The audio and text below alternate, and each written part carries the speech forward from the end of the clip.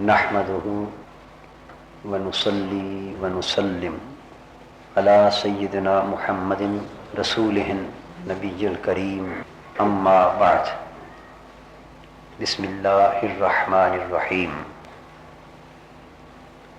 معزز حاضرین کرام، آج بحمد اللہ تعالی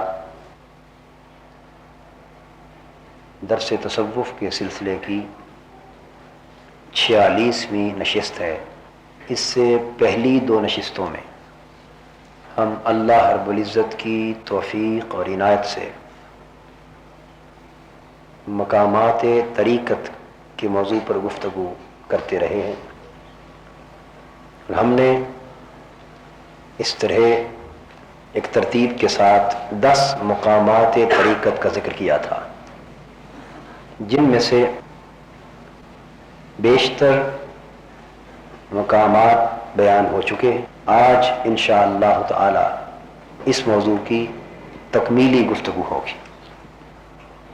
قبل اس کے کہ ہم آج کے موضوع پر اپنی باقاعدہ گفتگو کا آغاز کریں، ایک بات موضوع سے ہی متعلق بڑی اہم ہے، جس کی وضاحت مطالعہ تصوف کے باب میں ضروری سمجھتا ہوں۔ آپ نے غور سے سنا کہ ہم نے شریعت، طریقت، حقیقت اور معرفت کے جو الفاظ ذکر کیے اور ان اصطلاحات کا جو بیان کیا، ان کے لیے ہم نے مقامات کا لفظ بیان کیا ہے۔ یہ مقام کی جمع ہے۔ یہ لفظ میم پر پیش کے ساتھ بھی آتا ہے اور میم پر زبر کے ساتھ بھی آتا ہے، یعنی مقام بھی ہوتا ہے اور مقام بھی ہوتا ہے۔ دونوں میں ایک لطیف اور باریک سا فرق ہے۔ اہل علم اور حتیٰ کہ صوفیہ اور عرفاء بھی اس کے باریک سے فرق کو بیان کرتے ہیں، لیکن میں نہیں سمجھتا کہ اس فرق کا بیان کرنا آپ کے لیے زیادہ فائدہ مند ثابت ہو۔ بس اتنی بات ذہن نشین فرما لیں کہ مقام سے مراد قیام ہے، اقامت ہے، اور مقام سے مراد جائے قیام ہے۔ یہاں جو الفاظ مقامات کے استعمال کیے گئے، اس ضمن میں یہ بات ذہن نشین فرما لیں کہ تصوف کی کتب میں اور صوفیاء کرام کی تحریروں میں کئی بار حال کا ذکر آتا ہے، کئی بار مقام کا ذکر آتا ہے، اور آپ نے یہ الفاظ اکثر و بیشتر سنے اور پڑھے بھی ہوں گے، حال اور مقام۔ اسی طرح ایک تیسرا لفظ تصوف کی زبان میں استعمال ہوتا ہے، جسے بالعموم عام لوگ نہیں جانتے، لیکن اہل علم کے ہاں وہ مروج اور متداول ہے، وہ ہے مکان، میم کاف الف نون۔ اس لحاظ سے ایک بات کو واضح کرنے کے لیے اس کی مختلف جہتوں یا مختلف درجوں کے اعتبار سے 3 الفاظ ایک دوسرے سے متعلق ہو گئے: حال، مقام اور مکان، جبکہ ہمارے اس مضمون میں مقام کا ذکر آ رہا ہے، یہاں حال کا ذکر نہیں۔ میں چاہتا ہوں کہ ان تینوں الفاظ اور اصطلاحات کے باہمی فرق کو آپ سمجھیں، یہ پتہ چل جائے کہ حال اور مقام میں کیا فرق ہے، تاکہ پھر مقامات طریقت یا مقامات حقیقت و معرفت کے سمجھنے میں آسانی ہو سکے۔ اولیاء کرام نے اور عرفاء اعظام نے اس موضوع پر تفصیل سے گفتگو کی، علمی نکات پر بھی روشنی ڈالی، اور اس مسئلے پر اہل علم صوفیہ اور عرفاء کے ہاں ایک علمی اور عارفانہ اختلاف رائے بھی موجود رہا ہے۔ ہمیں اس مجلس اور اس نشست کے لیے اس علمی اختلاف رائے سے بھی کوئی سروکار نہیں ہے۔ میں خلاصتاً ان کا ایک موٹا سا مفہوم آپ کو سمجھانا چاہتا ہوں، اور وہ یہ کہ حال وہ کیفیت ہوئی جو بدلتی رہے. حال اس کیفیت کا نام ہے جو بدلتی رہے.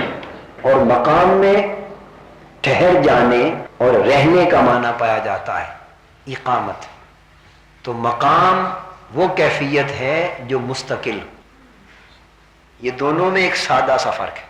حال وہ کیفیت ہے جو بدلتی رہے، مقام وہ کیفیت ہے جو مستقل اور دائمی ہے. اب ذرا آگے تھوڑا بڑھیے تو آپ کو یہ بات یوں آسانی سے سمجھ آ جائے گی کہ قلبی واردات اور قلبی کیفیات اگر بدلتی رہیں تو حال کہلاتی، اور اگر کسی ایک قلبی کیفیت میں ٹھہراؤ اور تمکن آ جائے تو اسے مقام کہتے ہیں. اب آپ یوں سمجھیں کہ جب انسان راہ حق کا مسافر ہوتا ہے اور اللہ رب العزت کی محبت اور اس کے شوق اور اس کے وصال کے لیے مجاہدات اور ریاضات کی راہ میں نکلتا ہے اور صفائے باطن کے لیے کوشش کرتا ہے، تو اس زندگی میں اور اس سفر میں اس کے دل پر اور باطن پر طرح طرح کی کیفیتیں وارد ہوتی، نیک خیال کی صورت میں، باطنی جذبات کی صورت میں، روحانی ولولوں کی صورت میں اس کے دل پر کئی کیفیتیں وارد ہوتی. اور کبھی ایسا ہوتا ہے کہ ایک مجلس میں ایک خاص روحانی ماحول پیدا ہوتا ہے اور اس سے اس کے قلب پر ایک خاص کیفیت وارد ہو جاتی. پھر ماحول بدلنے سے، حالات کے بدلنے سے، صفائے قلب کے درجات میں کمی بیشی سے وہ کیفیت بدل جاتی. اس طرح طرح طرح کی روحانی کیفیتیں اور روحانی واردات کبھی قلب پر طاری ہوتی ہیں، کبھی بدل جاتی. سو وہ روحانی کیفیت اور روحانی جذبہ جو واردات کے طور پر قلب پر، روح پر طاری ہو، وہ اپنی جگہ حال کہلاتا ہے. وہ ایک مدت تک، ایک لمحے تک، ایک خاص عرصے تک رہتا ہے، پھر تغیر احوال سے، تغیر حالات سے وہ بدل جاتا ہے. تو جب تک وہ کبھی وارد ہونے والی کیفیت آتی ہے، کبھی جاتی ہے، جب تک ان میں تغیر آتا رہتا ہے اور کمی بیشی ہوتی رہتی ہے، اس وقت تک صوفیاء اس قلبی واردات اور قلبی کیفیت کو حال سے تعبیر کرتے ہیں کہ یہ شخص اس حال میں ہے، کہ یہ شخص اس حال میں. اور جب اس حال کو استحکام نصیب ہو جاتا ہے اور وہ حال مستقل طور پر انسان کے قلب و باطن میں راسخ ہو جاتا ہے اور اسے ٹھہراؤ میسر آ جاتا ہے، تو پھر اسے حال کی بجائے مقام کا نام دیا جاتا ہے. میں اس بحث میں بھی نہیں اس وقت پڑھنا چاہتا کہ بعض اولیاء اور عرفاء کے ہاں حال کا درجہ بلند ہے، بعض کے ہاں مقام کا درجہ بلند ہے. لیکن سلوک اور تصوف پر لکھی گئی اکثر کتب کے حوالے سے جو بات سامنے آتی ہے میں اسے خلاصتاً عرض کر رہا ہوں. اور اولیاء کرام جب اپنے مکاشفات میں اور اپنی واردات کے حال میں جب مختلف اصطلاحات کے معنی اور مطالب بیان کرتے ہیں اور اختلاف کرتے ہیں ایک دوسرے سے، تو کم سے کم میں تو اپنا یہ حق نہیں سمجھتا کہ ان کی اس علمی اختلاف رائے میں اپنی کسی رائے کو دخل دے سکوں یا یوں کہہ سکوں کہ یہ رائے درست ہے اور یہ غلط ہے. ہمارے ہاں ان سب کی آراء درست ہے، ہمارے ہاں ان تمام اولیاء کی آراء درست ہے. اتنا ضرور کر سکتے ہیں کہ اکثر کتب سلوک اور کتب تصوف میں اور اکثر اولیاء اور عرفاء کے مذاہب کے ہاں جس چیز کو بالعموم اپنایا گیا ہے اس کو بیان کر دیا جائے. اس لیے کہ ہم تو قال میں بھی ناقص ہیں، چاہے جائے کہ حال کے معاملات میں کوئی حتمی رائے کی بات کریں. میں اب اس بات کو ایک مثال کے ذریعے سمجھاتا ہوں. مثلا ایک شخص کے دل میں یہ خواہش، جذبہ اور ولولہ پیدا ہوا کہ میں اپنے نفس کا محاسبہ کروں. تو محاسبہ نفس کی خواہش اور آرزو ایک گھڑی ہوتی ہے وہ کہ جب یہ چیز خواہش ہوتی کہ میں اپنے نفس کا محاسبہ کیا کروں، اپنے اعمال، اپنے احوال پر باخبر رہوں اور اپنے نفس کی کیفیات پر غور و خوض کرتا رہوں، اس کی جانچ پڑتال کرتا رہوں، تاکہ وہ ایک حد کے اندر رہ سکے اور اس طرح نفس برائیوں سے اور بری خواہشات سے، فواحش سے اور برے شہوات سے بچ سکے۔ اس مقصد کے لیے جب دل میں خواہش پیدا ہو تو صاف ظاہر ہے کہ وہ ایک آرزو ہے، وہ ایک جذبہ ہے، وہ ایک ولولہ ہے، وہ ابھی حال نہیں کہلاتا، وہ حال سے پہلے کی ایک کیفیت۔ جب آرزو، خواہش، شوق، جذبہ اور ولولہ کے طور پر وہ چیز دل میں جنم لیتی کہ میں نفس کا محاسبہ کروں، پھر جب وہ کیفیت زور پکڑ لیتی ہے اور دل پر وارد ہو جاتی ہے، دل پر وارد ہو جاتی ہے اور دل اس کیفیت سے سرشار ہو جاتا ہے۔ اب یہ جو میں تجزیہ عرض کر رہا ہوں، آپ کئی بار اپنی زندگی میں، مجلسی زندگی میں، نجی زندگی میں، کبھی رات کی خلوت میں عبادت کرتے ہوئے، کبھی نماز کی حالت میں کھڑے ہوئے، کبھی دوران تلاوت، کبھی کسی نصیحت کی اور تربیت کی مجلس میں بیٹھے ہوئے، آپ سوچیں گے کئی بار ایسے ولولے روحانی نوعیت کے اٹھتے ہیں، ایسی خواہشات اٹھتی ہیں، اور کبھی خواہشات کی حد تک کی ختم ہو جاتی، اور کبھی وہ ایک کیفیت اور واردات کے طور پر دل پر طاری ہو جاتی۔ ان چیزوں کو سمجھنا مقصود ہے۔ اگر ان چیزوں کی سمجھ نہ ہو تو انسان اپنے احوال کی حفاظت نہیں کر سکتا، اور اہل حق کے ہاں بہتر انسان وہ ہے جو اپنے حال کی حفاظت کرے، جو اپنے حال کی حفاظت کرے، اور جب تک سمجھ نہ ہو حفاظت کیا ہو۔ اور حال یا مقام یہ اتنی قیمتی شے ہے اہل حق کے ہاں اور اہل کمال کے ہاں۔ شیخ ابو نصر سراج طوسی رحمۃ اللہ علیہ، صاحب کتاب اللمع، فرماتے ہیں کہ ایک شخص روتا ہوا اولیاء کرام کی ایک مجلس میں آیا اور اس نے کہا کہ میں نے کوئی دنیاوی تحفہ کسی سے قبول کر لیا اور اس کی آفت، روحانی آفت مجھ پر یہ وارد ہوئی کہ میرا حال جاتا رہا، صبح اتنی اذیت، اتنی تکلیف میں مبتلا ہوں کہ میری زندگی میں آج تک اتنی بڑی مصیبت مجھ پر نہیں آئی۔ تو جن لوگوں کو یہ کیفیات نصیب ہو جاتی ہیں اور یہ روحانی دولت اور اس روحانی کیفیت کی لذت، حلاوت اور چاشنی جن کو میسر آ جاتی ہے، یہ انہیں خبر ہوتی ہے کہ یہ کتنی قیمتی متاع ہے۔ تو وہ کہتے ہیں کہ میری زندگی پر اتنی بڑی مصیبت، آفت اور بلا کبھی نہیں آئی، اے اللہ کے نیک بندو، خدا را مجھے اس مصیبت سے چھٹکارا۔ اس مجلس کے جو شیخ تھے انہوں نے باقی ساتھیوں سے پوچھا، بتاؤ اس کا حال جاتا رہا، اس کے بارے میں تمہاری کیا رائے ہے کہ یہ کتنی بڑی مصیبت؟ انہوں نے جواب دیا، حضرت حال کا جانا ایمان کے چلے جانے سے بھی بڑی مصیبت ہے، حال کا چھن جانا ایمان کے سلب ہو جانے سے بھی بڑی مصیبت ہے۔ اس لیے کہ جس شخص کا ایمان چلا جاتا ہے وہ تو حالت کفر میں چلا جاتا ہے، اور ایمان کی دولت اس سے چھن گئی اور وہ کفر کی حالت میں داخل ہو گیا، تو اسے تو اب ایمان سے محروم ہونے کے باعث اب اس کا کوئی قلق ہی نہیں ہو سکتا، کوئی دکھ نہیں ہوگا، وہ تو بھول گیا اس دولت کو، اور کفر نے اسے اس احساس سے بھی محروم کر دیا، یعنی احساس زیاں بھی جاتا رہا۔ لیکن جب حال چھن جاتا ہے تو ایمان تو باقی رہتا ہے، اور جب ایمان باقی رہتا ہے، اور یہ وہ ایمان ہے جس نے کئی بار حال کی لذت کو چکھا ہے، تو جب حال چھن جاتا ہے اہل حال سے تو حالت ایمان میں وہ اتنا تڑپتے رہتے ہیں، اتنا تڑپتے رہتے ہیں جیسے مچھلی پانی سے نکل کر تڑپتی، ماہی بیاب کی طرح تڑپتے، اور اس وقت تک اس مصیبت سے انہیں چھٹکارا نہیں ملتا اور سکون نہیں ملتا ان کی روح کو، جب تک پھر وہ حال کے پانی میں دوبارہ داخل نہیں ہو جاتا۔ تو محاسبہ نفس کی خواہش ہوئی، پھر جب وہ خواہش شدت اختیار کر گئی تو وہ اس کے دل کی کیفیت ہو گئی، اس کے قلب و باطن پر طاری ہو گئی۔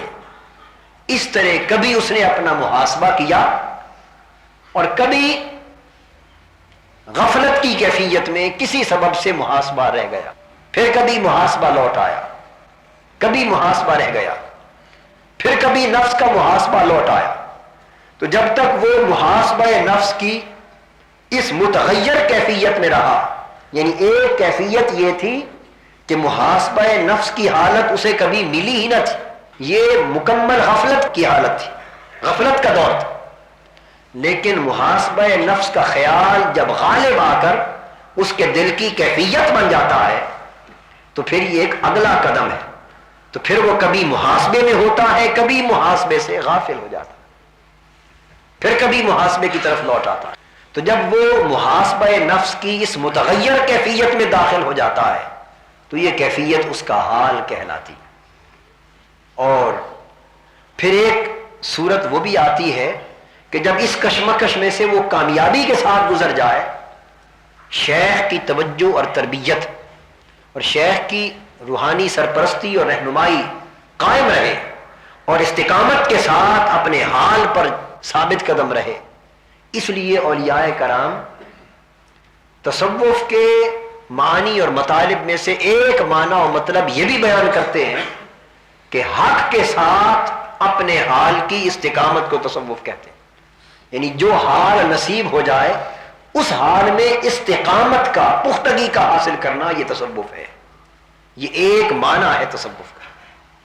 تو جب اس مرحلے میں سے انسان کامیابی کے ساتھ گزر جاتا ہے تو ایک وقت وہ آتا ہے کہ جب وہ حال پختہ ہو جاتا ہے، وہ حال وہ پختہ ہو جاتا ہے. اب وہ محض متغیر کیفیت نہیں رہتی بلکہ اس میں ٹھہراؤ آ جاتا ہے. تو جب اس میں ٹھہراؤ آ جائے، پختگی آ جائے، استقامت آ جائے تو پھر وہ ہر گھڑی محاسبہ نفس کی کیفیت میں تام رہتا ہے. پھر محاسبہ نفس کی کیفیت اس پر یوں غالب رہتی ہے کہ کبھی غفلت داخل نہیں ہونے پاتی. تو جب محاسبہ نفس کا حال اس طرح غالب، دائم اور مستقل ہو جائے تو پھر اس محاسبہ نفس کی کیفیت کو مقام کہتے ہیں، اسے مقام کہتے ہیں. تو کچھ لوگ اس باب میں حال پر واقع ہوتے ہیں، کچھ مقام پر فائز ہوتے ہیں. اور دونوں میں کتنا فرق ہے اس کو میں ایک صحیح مسلم کی حدیث کے ذریعے واضح کرتا ہوں. حدیث پاک میں ہے کہ ایک صحابی گھر سے باہر بیٹھے رو رہے تھے. غالباً ان کا نام حضرت حنظلہ رضی اللہ تعالیٰ عنہ. رو رہے تھے. حضرت صدیق اکبر رضی اللہ تعالیٰ عنہ کا گزر ہوا. انہوں نے جو روتے دیکھا تو پوچھا حنظلہ کیوں رو رہا ہے؟ عرض کیا اے ابو بکر میرے برادر محترم، اس لیے رو رہا ہے حنظلہ کہ وہ یہ محسوس کرتا ہے کہ وہ منافق ہو گیا. آپ نے پوچھا کیوں؟ وہ کہتا ہے اس لیے کہ جب ہم حضور کی مجلس میں ہوتے ہیں تو دل کی کیفیت یہ ہوتی ہے کہ گویا جنت اور دوزخ کا مشاہدہ کر رہے ہیں. یعنی استغراق اور مکاشفہ قلب کا حالت یا مشاہدہ قلب کی حالت یہاں تک پہنچ جاتی ہے. مشاہدہ اور مکاشفہ میں بھی فرق ہے. لیکن بہرطور وہ فرماتے ہیں کہ حضور کی مجلس میں ہوتے ہوئے دل کی کیفیت یہاں تک پہنچ جاتی ہے جیسے جنت و دوزخ کا مشاہدہ ہمارا دل اپنی آنکھوں سے کر رہا. لیکن جب حضور صلی اللہ علیہ وآلہ وسلم کی بارگاہ اقدس سے نکل کر باہر آ جاتا ہوں، گھر میں آ جاتا ہوں، بیوی بچوں کے معاملات میں مصروف ہوتا ہوں، دنیاوی لین دین کاروبار حیات میں محو ہوتا ہوں، تو دل کی وہ کیفیت باقی نہیں رہتی. تو دل کی اس کیفیت کے چھن جانے کے باعث مجھے یہ خیال ہو گیا ہے کہ میں منافق ہو گیا. اب اندازہ فرمائیے کہ ان لوگوں کے محاسبہ نفس کا عالم کیا تھا کہ وہ ایک حال پر اتنے محاسب ہوتے اور اس کی حفاظت کے لیے اتنے پریشان حال ہوتے کہ اگر اس حال کی بھی ایک لمحے وہ کیفیت انہیں قائم نہ رہتی جو ایک بہتر لمحے میں میسر تھی تو اس کیفیت کے چھن جانے کو بھی وہ منافقت سے تعبیر کرتے. اور ہماری یہ حالت ہے کہ خدا جانے وہ حال ایک روحانی لذت و حلاوت کا کبھی مدتوں تک نصیب ہی نہ ہوتا ہو، ہم بھول کر کبھی گمان ہی نہیں کرتے کہ ہم کس حالت میں. حضرت ابو بکر رضی اللہ تعالیٰ نے ان کو ساتھ لے کر حضور کی بارگاہ میں پہنچے اور عرض کیا یا رسول اللہ صلی اللہ علیہ وسلم، حنظلہ یہ شکایت کرتا ہے جب حضور نے یہ بات سنی تو مسکرا کر فرمانے لگے کہ یہ منافقت نہیں، ایسے ہی ہوتا ہے، کبھی یہ کیفیت ہوتی ہے، کبھی یہ کیفیت ہوتی ہے۔ یہ حال کی تعریف، یہ تعریف کیا ہے؟ یہ حال کی، جو کبھی ایسے ہو اور کبھی ایسے ہو، یہ حال ہے۔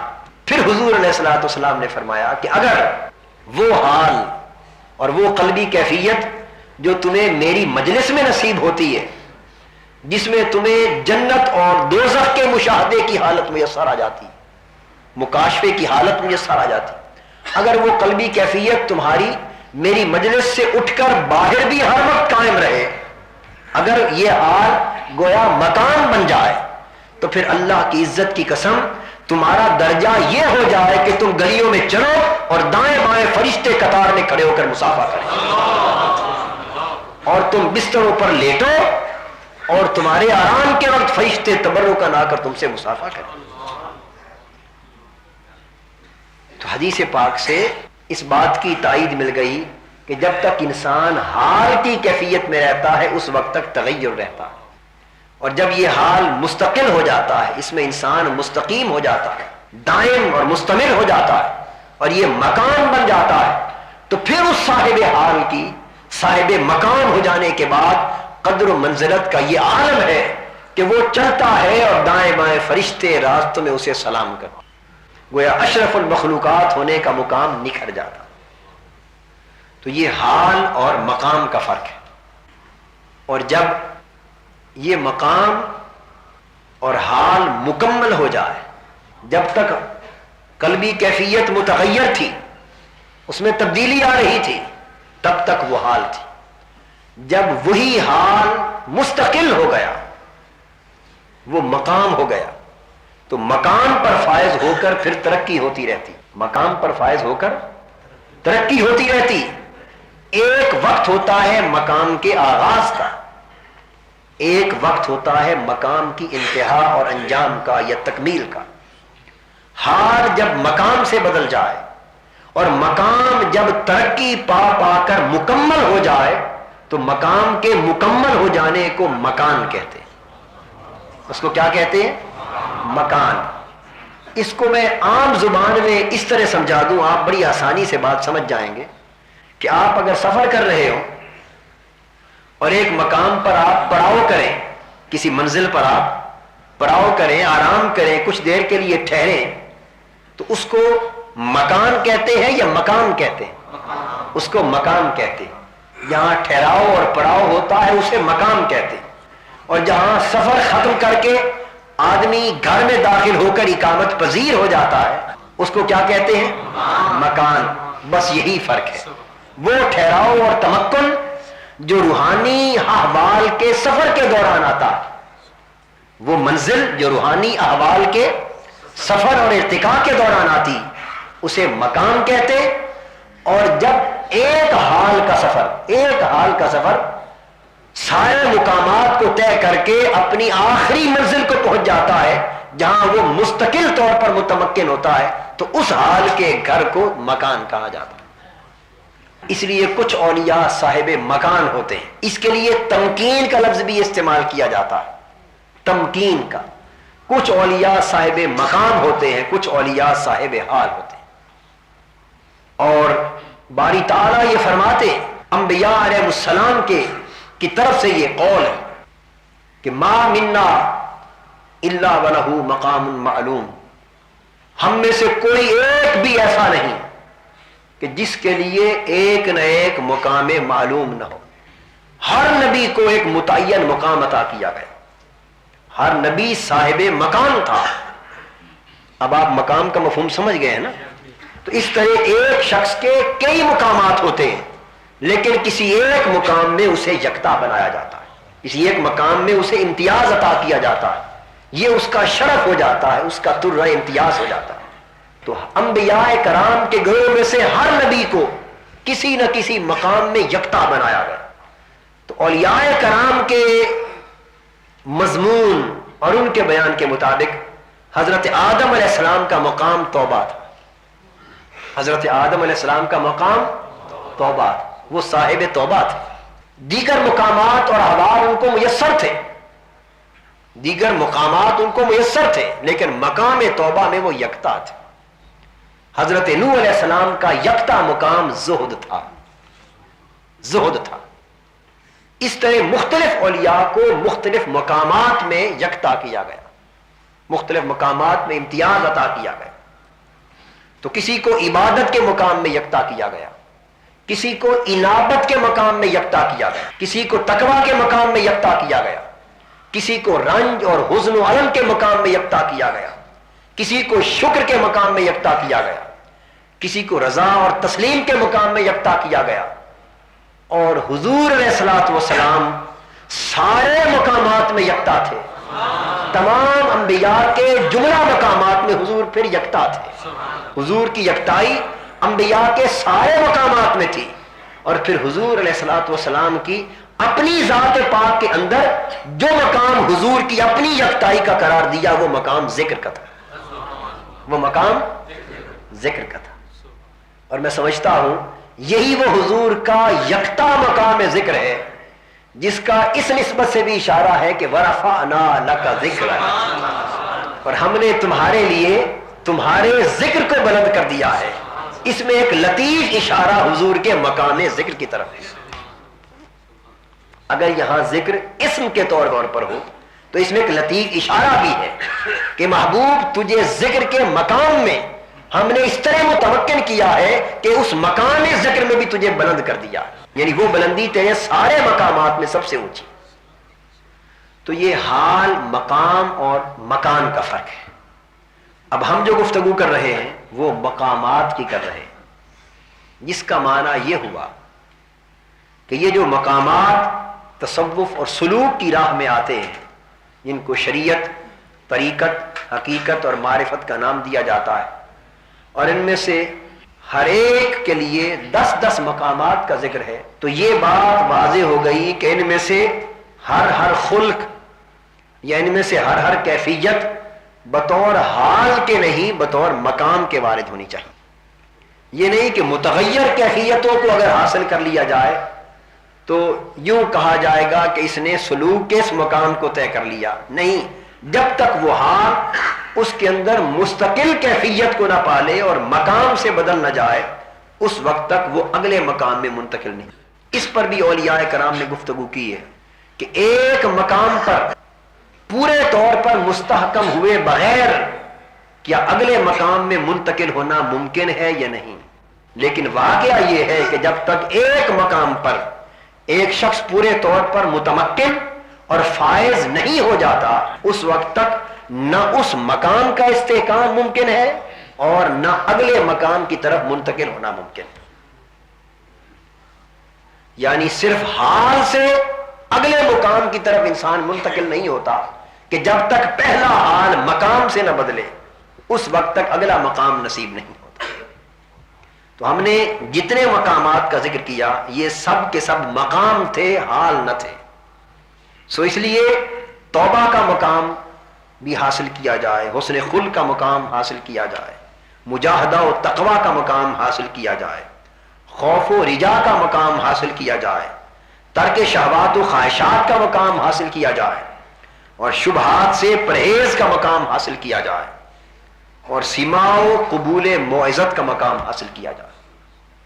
اور اس کے بعد بقیہ مقامات جن کا ذکر آگے آ رہا ہے.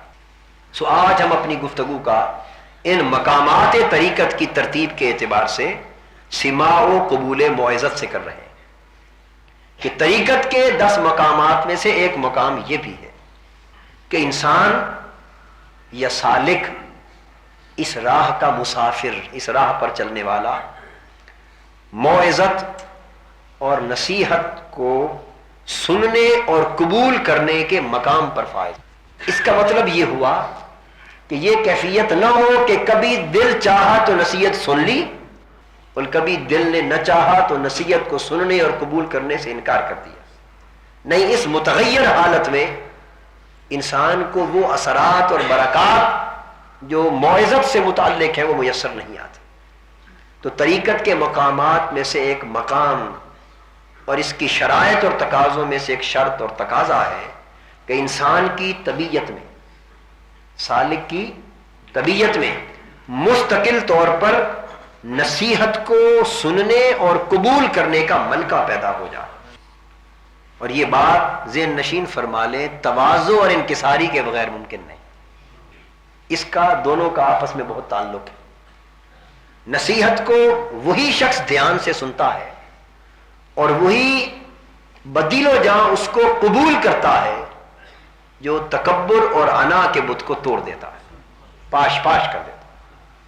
اور جس کے اندر انا کا بت قائم ہے، انانیت کا، تکبر کا، ریا کا، جس کے اندر بت موجود ہے، وہ بت جب تک رہتا ہے وہ کسی دوسرے کی نصیحت کو دل کے کانوں سے سننے کی بھی اجازت نہیں دیتا اور اسے بدل و جاں قبول کرنے کی بھی اجازت نہیں دیتا کہ وہ اپنے مقام کے منافی سمجھتا ہے اس بات. سو نصیحت کرنا بھی اللہ کے رسول کی سنت ہے اور نصیحت سن کر قبول کرنا بھی سنت ہے. حضور علیہ الصلوۃ والسلام نے صحابہ کو نصیحت فرمائی اور خود اللہ کی نصیحت کو سنا اور قبول فرمایا. اور جب صحابہ کو نصیحت فرمائی تو صحابہ نے بھی سنا اور قبول فرمایا. وہ نصیحت سننے کا طریقہ کیا تھا کہ جب مجلس رسالت مآب صلی اللہ تعالی علیہ وآلہ وسلم میں وہ بیٹھتے، حدیث طیبہ سے ثابت ہے کہ حضور کی ہر مجلس نصیحت کی مجلس ہوتی. حضور کی ہر مجلس نصیحت کی مجلس ہوتی. اور یہ نصیحت وہ نہیں کہ جس کے بارے میں یہ مقولہ مشہور ہے کہ دوسروں کو نصیحت خود میاں فصیحت. یہ جو قول اور عمل کا تضاد ہے، لما تقولون ما لا تفعلون، اس کی تو گنجائش ہی نہیں ہے سلوک کی راہ میں. تصوف کی راہ میں اس کی تو سرے سے گنجائش ہی نہیں. تو نصیحت کرنے سے پہلے کرنے والے کا اس پر خود عمل کرنا ضروری. کسی بزرگ کے بارے میں ایک بڑی سادہ سی حکایت منقول ہے، واقعہ کے طور پر بہت سادہ اور عام ہے لیکن نصیحت کا پہلو اس میں بہت اہم ہے. وہ حکایت یوں منقول ہے کہ کوئی عورت اپنے بچے کو جو گڑ یا میٹھا زیادہ کھاتا تھا کسی بزرگ کی بارگاہ میں لے آئی، یہ سمجھانے کے لیے کہ حضرت آپ اسے نصیحت کریں کہ یہ اتنا زیادہ میٹھا کھاتا ہے کہ اس سے اس کو تکلیف ہو جائے گی، آپ اس کو منع کریں. آپ نے اس عورت کی بات سن کر فرمایا کہ مائی اس بچے کو کل لے آنا، اس کو کل نصیحت کروں گا. وہ چلی گئی. دوسرے دن پھر لے آئی. جب وہ لے آئی تو آپ نے اتنی نصیحت فرمائی، بیٹا یہ گڑ یا میٹھا جو بھی تھا یہ نہ کھایا کرو، اس سے نقصان ہوتا ہے، اس کو چھوڑ دو. نصیحت ختم ہو گئی. اس عورت نے پوچھا حضرت اتنی سی بات تھی آپ نے کل کیوں نہ کر دی؟ اب یہ بات بڑی قابل غور اور قابل توجہ. یعنی ایسا ہوتا ہے کہ ہم واقعات نصیحت کو سن کر اوپر سے گزر جاتے تیرتے ہوئے گزر جاتے، لیکن اگر تأمل کر لیں، رک جائیں اور اس میں تھوڑا سا ڈوب جائیں تو سمجھ آ جائے کہ اس میں کتنی بڑی بات بیان کی گئی. پوچھا حضرت اتنی بات تھی کل کیوں نہیں فرمائی؟ فرمانے لگے خاتون کل میں نے خود میٹھا کھایا ہوا تھا، میں اب اس کو نصیحت کس طرح کرتا؟ اس کو یہ نصیحت کرنے کی خاطر میں نے خود میٹھا کھانا ہمیشہ کے لیے ترک کر دیا. اتنی پابندی اپنے اوپر عائد کی ہے تاکہ نصیحت کر سکوں، اس لیے کہ وہ بات جو اندر موجود نہ ہو اور زبان سے کہی جائے یا ظاہر کی جائے، یہ اہل حق کو کسی سطح پر کبھی گوارا نہیں. یعنی ان کے اندر وہ بات جو کسی ایک مقصد کے لیے، یہ اہل حق اور اہل سلوک کا شیوا اور وتیرہ جو خلق کسی ایک موقع کے لیے ایک بار اپنا لیتے ہیں پھر اسے ترک نہیں کرتے. حضرت شیخ حاتم اصم رحمت اللہ تعالی علیہ، یہ ایک بزرگ تھے جن کا لقب ہے بہرا. کیا لقب ہے؟ بہرا. یہ واقعتاً بہرے نہ تھے، لیکن لقب ان کا اصم مشہور ہے. واقعہ یوں ہوا کہ ان کی مجلس میں کوئی خاتون یا کوئی شخص بیٹھا تھا.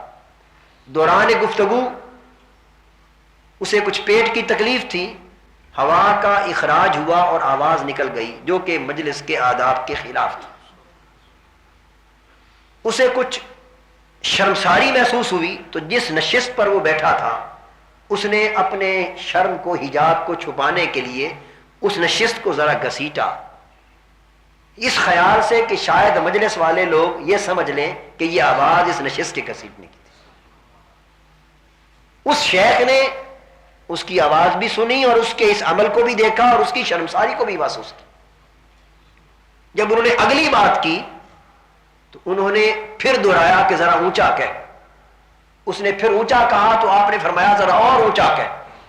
اس سے اس شخص کو اطمینان ہو گیا کہ یہ تو بہرے ہیں، انہوں نے آواز سنی ہی نہیں تھی۔ وہ اس کا شرم جاتا رہا، وہ جو شرمساری اور ندامت تھی وہ جاتی رہی۔ ایک شخص کو صرف ندامت سے بچانے کے لیے، ندامت سے بچانے کے لیے یہ ظاہر کر دیا اونچا سن کر کہ شاید انہوں نے سنا نہیں، یہ اس کو خیال گزرا، اور چونکہ ایک مرتبہ یہ عمل کر دیا، اسے ندامت سے بچانے کے لیے پھر مرتے دم تک اسی پر قائم رہے، مرتے دم تک اسی پر قائم رہے، حتیٰ کہ اس کیفیت کو اپنی جسمانی ساخت ہی بنا دیا۔ آپ نے غور فرمایا نا کہ جو ہر ایک بار کسی اعتبار سے وارد کرتے ہیں اس کو زندگی میں پھر ہمیشہ رائج کر لیتے، اور جو بات اندر موجود نہ ہو اس کو بیان کر لیں یا اس کو ظاہر کر دیں، یہ اہل حق کو گوارا نہیں۔ ہم جیسے وہ لوگ جو باطنی احوال سے اور باطنی مقامات سے اور باطنی درجات سے معروم، وہ منافقت اور ریاکاریوں میں اور اندر اور باہر کی غلاظتوں میں ملوث ہیں۔ یہ ہم اپنی ریاکاری کی بنا پر اپنے اندر کے کافر بت کو پالنے کے لیے اور اس کی پوجا کرنے کے لیے جو کچھ نہیں ہوتا اس کو ظاہر کرتے رہتے ہیں، اور جو شخص اپنے کمالات کو ظاہر کرتا پھرتا ہے وہ کبھی باکمال نہیں ہوتا، اور جو صاحب کمال ہوتے ہیں وہ اپنے کمال کو ہمیشہ چھپاتے ہیں۔ حضرت یعقوب علیہ السلام حضرت یوسف علیہ السلام کو بچپن میں یہی تعلیم کرتے ہیں کہ جب ایک کمال پر فائز ہونے کے لیے خواب دیکھا، انہوں نے تلقین کی لا تقصص رؤیاک علی اخوتک، بیٹے یہ جو خواب ایک کمال تجھے دکھایا گیا ہے روحانی طور پر، اب یہ خواب اپنے بھائیوں کے سامنے بیان نہ کرنا۔ تو جب ایک کمال ملتا ہے تو اس کی خوبی یہ ہے کہ وہ بیان کرنے سے روکا جاتا، زبان پر مہر لگا دی جاتی، اور جب ایک نبی اس کی بعثت ہوتی تو اس کے لیے حکم ہے کہ وہ اپنے کمال کو برملا بیان کرے۔ تو ولایت کا خاصہ چھپانا ہے، نبوت کا خاصہ ظاہر کرنا ہے۔ سیدنا امام اعظم ابو حنیفہ رضی اللہ تعالیٰ عنہ ایک راستے میں جا رہے، بچے کھیل رہے تھے، انہوں نے آپ کو دیکھا، ایک بچے نے آواز دی کہ رک جاؤ، کھیل بند کر دو، تمہیں معلوم نہیں کہ ایک ایسا شخص یہاں سے گزر رہا ہے جو عشاء کے وضو سے فجر کی نماز ادا کرتا، ساری رات کھڑا رہتا، حالانکہ آپ کا معمول رات کو عبادت کرنا بھی تھا اور سونا بھی تھا، رات کو سوتے اور تہجد کے لیے اٹھ کر عبادت کرتے۔ جب آپ نے بچوں کی زبان سے یہ بات سنی، آگے جا کر اپنے گریبان کو پکڑ لیا اور جھنجھوڑ کر کہا کہ نعمان بن ثابت، تو رات کو سوتا ہے اور مخلوق تیری نسبت یہ گمان کرتی ہے کہ تو ساری رات کھڑا رہتا۔ اس دن کے بعد وصال کے وقت تک 40 برس جو زندگی باقی گزری، عشاء کے وضو سے فجر کی نماز ادا کی۔ یہ بات ذہن نشین کرنے کے قابل ہے کہ اہل حق کا حال اور ان کا مقام یہ ہے کہ جو چیز پاس ہوتی ہے اسے چھپاتے، اور جو نہیں ہوتا اس کو کبھی ظاہر نہیں کرتے۔ یعنی جو ہوتا ہے وہ تو اسے بھی ظاہر کرنے سے گریز کرتے ہیں، اور چہ جائے کہ جو نہ ہو اس کو جھوٹے طور پر ظاہر کیا جائے، لیکن وہ جو حال اپناتے ہیں یا جو حال ان کی طرف منسوب کر دیا جاتا ہے وہ اس پر بھی متمکن ہو جاتے ہیں۔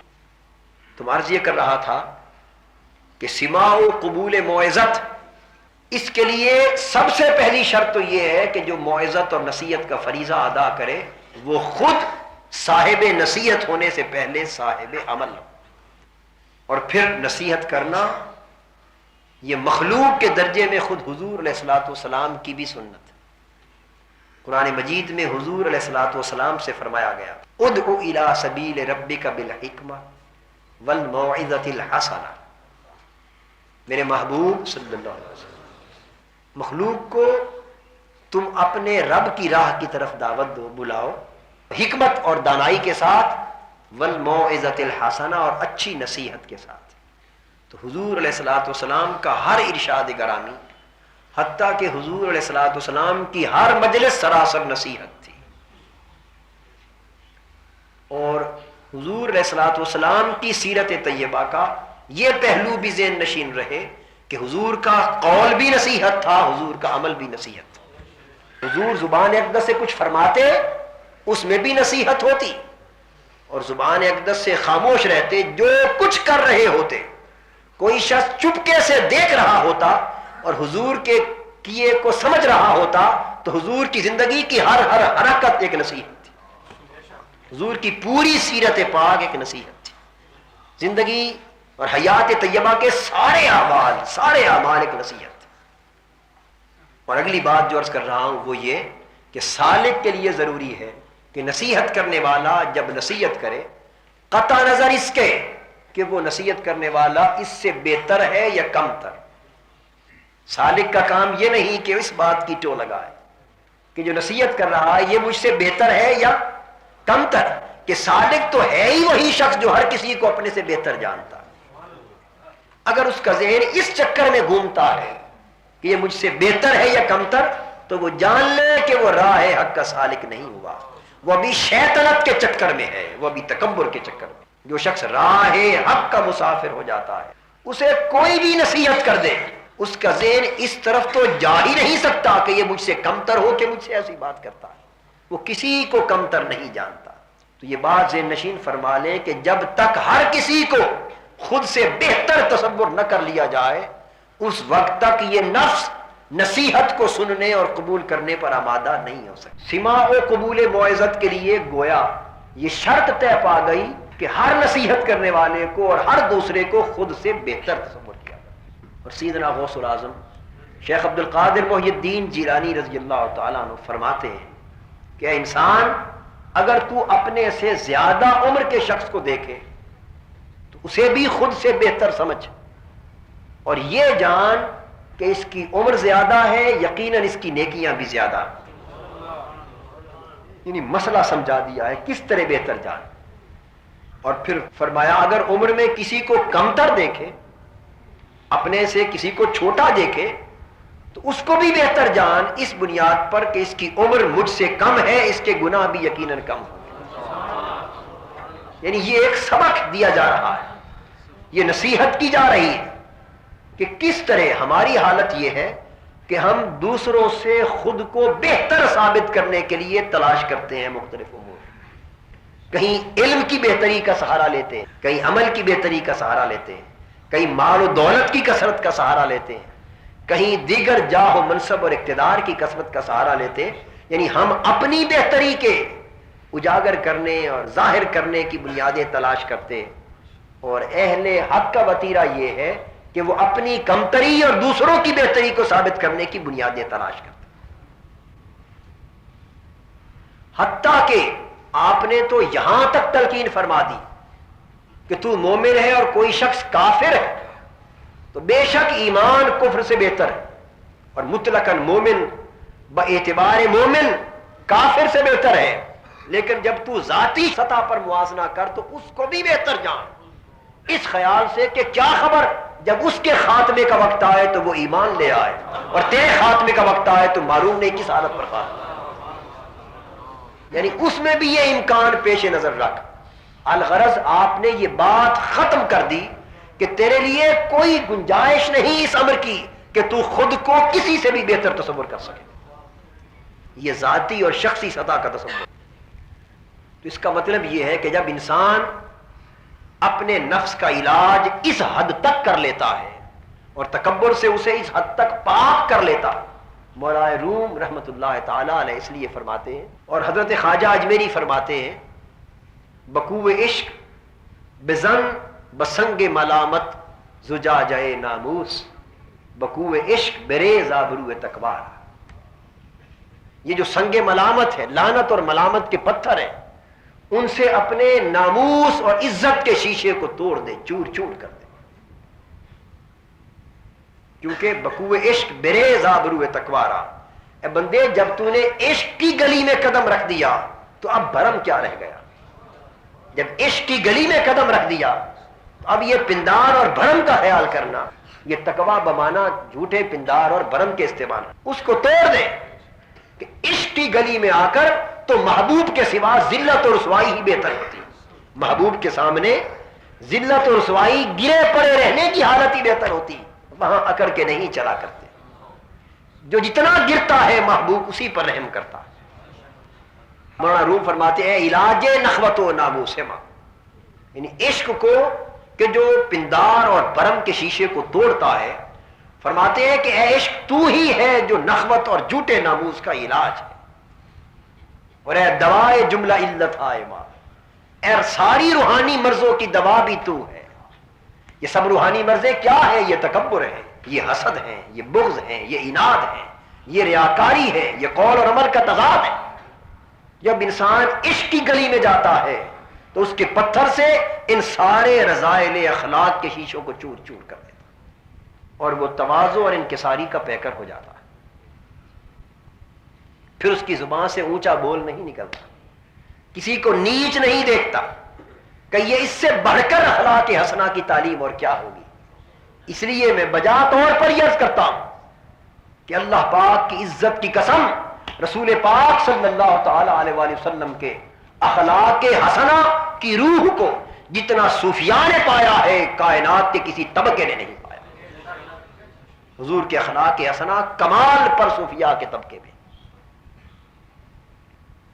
تو وہ فرماتے ہیں کہ ہر شخص سے جو بھی نصیحت سنے اس کو سن اور اس کو قبول کر، اس لیے کہ قرآن مجید نے اس سماع و قبول موعظت کی فضیلت بیان کی. ارشاد فرمایا گیا فبشر عبادی الذین یستمعون القول فیتبعون احسنہ. بس میرے محبوب صلی اللہ علیہ وسلم تو خوشخبری سنا دے، بشارت سنا دے میرے ان بندوں کو، میرے ان بندوں کو تو خوشخبری سنا دے. یہ بھی کتنے پیار کی باتیں ہیں. باری تعالیٰ تیرے اپنے بندے ہیں تو تو خوشخبری خود سنا دے. نہیں، یہ بھی ایک پیار کا تعلق ہے کہ بندے میرے ہیں، خوشخبری تو سنا، تاکہ کیوں وہ تیرے ممنون. جس کو جس کی زبان سے خوشخبری ملتی ہے وہ اسی کا شکریہ ادا کرتا ہے یا نہیں؟ اسی کا شکریہ ادا کرتا ہے. فرمایا میرے بندے تو وہ ہیں ہی اور انہیں معلوم ہی ہے کہ ہر عنایت میری طرف سے ہوتی ہے، لیکن محبوب جب تو خوشخبری سنائے گا تو تیری بارگاہ میں بھی جھک جائیں گے، تیرے نیاز مند ہو جائیں گے، احسان مند ہو جائیں گے. اور دوسرا یہ کہ انہیں یہ خبر ہو جائے گی کہ اللہ کا جو احسان اور جو بھی خوشخبری یا بشارت ملتی ہے وہ اس رسول کے واسطے سے ملتی ہے. فبشر عبادی الذین یستمعون القول، میرے ان بندوں کو خوشخبری سنا دے جو بات کو سنتے ہیں، جو بات کو دھیان سے سنتے ہیں، نصیحت کو سنتے ہیں. فیتبعون احسنہ، اور جو اچھی بات ہوتی ہے اس کی پیروی کرتے ہیں، یعنی نصیحت کو سنتے بھی ہیں اور قبول بھی کرتے ہیں. تو وہ لوگ جن کے اندر نصیحت کو سننے اور قبول کرنے کا ملکہ راسخ ہو جاتا ہے اور انہیں یہ عادت پختہ طور پر میسر آ جاتی ہے، اللہ پاک ان سے خوش ہوتا ہے. اب آپ اندازہ کر لیں یہ معمولی بات نہیں ہے کہ ایک عمل سے اللہ اپنے بندے سے خوش ہو جائے اور اپنے محبوب صلی اللہ علیہ وآلہ وسلم سے فرمائے کہ میرے محبوب اس عمل کے باعث تو میرے بندے کو خوشخبری سنا دے. تو کیا یہ معمولی سا عمل ہوگا؟ اور ہم نے اس عمل کی اہمیت پر کبھی توجہ ہی نہیں کی. یعنی آپ دیکھیے نصیحت کو سننا اور قبول کرنا، ایمان سے کہیے کتنی معمولی شے سمجھتے ہیں، کتنی معمولی شے سمجھتے ہیں. اور اگر کوئی ہمیں نصیحت کرنے لگے تو فوراً خیال آتا ہے جا بھائی، تو ہمیں نصیحت کرتا، تو مجھے نصیحت کرتا. یہ بت آج تک ختم نہ ہو سکا، اور جب تک یہ بت میں کا پاش پاش نہیں ہو جاتا اور آدمی یوں تواضع اور انکساری کا پتلا ہو کر ہر کس و ناکس کی نصیحت کے لیے بدیل و جاں آمادہ نہیں ہو جاتا، اس وقت تک میں سمجھتا ہوں سلوک کا پہلا قدم بھی نہیں ہو سکتا. انسان یہ سمجھتا ہے کہ بس دوسروں کو نصیحت کرنا یہ میرا کام ہے، مجھے کوئی نصیحت نہیں کرتا، اور پھر سنے نہیں بلکہ قبول بھی کرے. اب 7واں پارہ بھی اسی نصیحت کو سن کر قبول کرنے اور اس کے قلب و باطن پر اثرات کے مترتب ہونے کے بیان سے شروع ہوتا ہے. فرمایا وَإِذَا سَمِعُوا مَا أُنزِلَ إِلَى الرَّسُولِ تَرَىٰ أَعْيُنَهُمْ تَفِيضُ مِنَ الدَّمْعِ مِمَّا عَرَفُوا مِنَ الْحَقِّ، جب جو کچھ رسول صلی اللہ علیہ وآلہ وسلم کی طرف نازل ہوا، جب وہ اسے سنتے ہیں، اس نصیحت بھرے کلام کو سنتے ہیں، تو تَرَىٰ أَعْيُنَهُمْ تَفِيضُ مِنَ الدَّمْعِ، میرے محبوب صلی اللہ علیہ وآلہ وسلم تم دیکھتے ہو کہ ان کی آنکھیں بھر آتی ہیں، ان کی آنکھوں سے آنسو روا ہو جاتے ہیں۔ تو یہاں سماع و قبول موعظت کی اگلی شرط بیان کی جا رہی ہے کہ نصیحت سننا ایک بات اور قبول کرنے کی ایک حالت یہ ہے، اس نصیحت کو قبول کرنا کہا جائے گا جو دل پر اتنا اثر کرے کہ آنکھیں بھر آئیں، دل پر اتنا اثر کرے کہ آنکھیں بھر آئیں، آنسو روا ہو جائیں۔ آنسو اس وقت تک روان نہیں ہوتے جب تک دل پر کپ کپی طاری نہیں ہوتی۔ تو دیکھیے کہ تصوف میں، سلوک میں اور دین میں نصیحت کے سننے اور قبول کرنے کا مفہوم کیا ہے کہ جو بات کان پر پڑے وہ دل پر یوں اترے کہ دل پسیج جائے، اس پر رکت طاری ہو جائے اور آنکھیں بھر آئیں۔ پس صحابہ کرام سماع و قبول موعظت میں اسی مقام پر حاوی تھے، اور اولیاء کاملین بھی سماع و قبول موعظت میں اسی مقام کے مالک تھے۔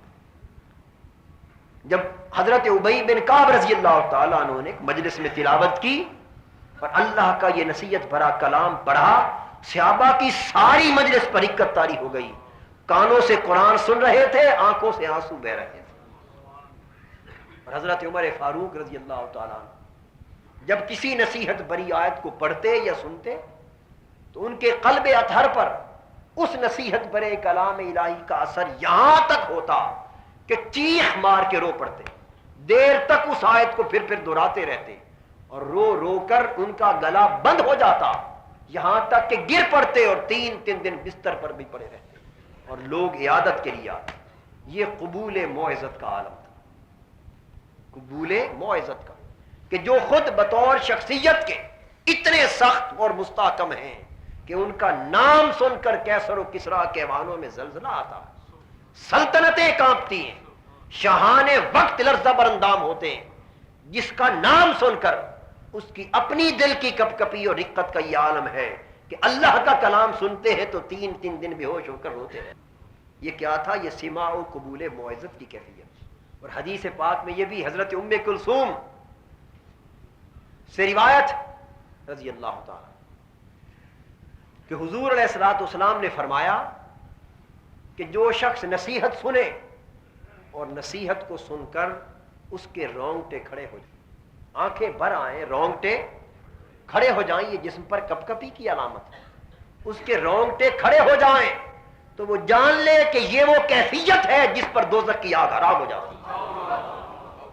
اس وقت اگر وہ اللہ کی بارگاہ میں دعا کرتا ہے تو اللہ کی رحمت بڑھ کے دعا کو تھام لیتی، قبول کر لیتی۔ یہ قبول نصیحت میں کپ کپی کی، رکت کی کیفیت کا ہے۔